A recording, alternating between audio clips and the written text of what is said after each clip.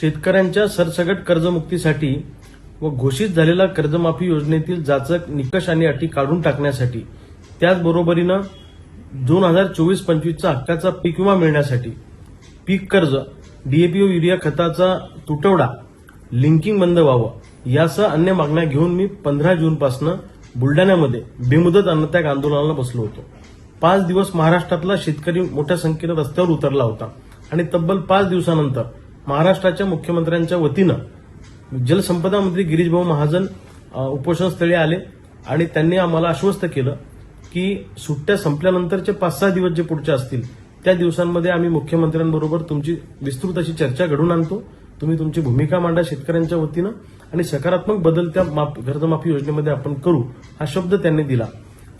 सरकारने दिलेला शब्द पाळावा अशी आमची अपेक्षा आहे.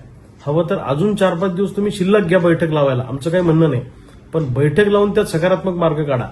आणि सरकारनं जर का बैठक लावायला दगाफटका केला किंवा कर्जमाफी योजनेतल्या बदलासंदर्भात निर्णय घेतले नाही तर मग मात्र महाराष्ट्रातला शेतकरी तुम्हाला 5-6 दिवसानंतर रस्त्यावर दिसेल, हे मात्र मला सरकारला ठणकावून सांगायचं आहे. आणि मी स्वतः मुंबईत येऊन आंदोलनाला बसीन आणि एकदा बसलो तर उठणार नाही. सरकारने ध्यानात ठेवावं, महाराष्ट्रातल्या शेतकऱ्यांच्या संयमाचा अंत सरकारनं पाहू नये. शेतकरी जर का खवळला तर यांना रस्त्यावर फिरणं सुद्धा मुश्किल होईल. आता शेतकऱ्यांना आम्ही आवरणार नाही. शेतकऱ्यांच्या संयमाचा बांध तुटला तर जे काय महाराष्ट्रात घडेल त्याची पूर्ण जबाबदारी ही सरकारची असेल.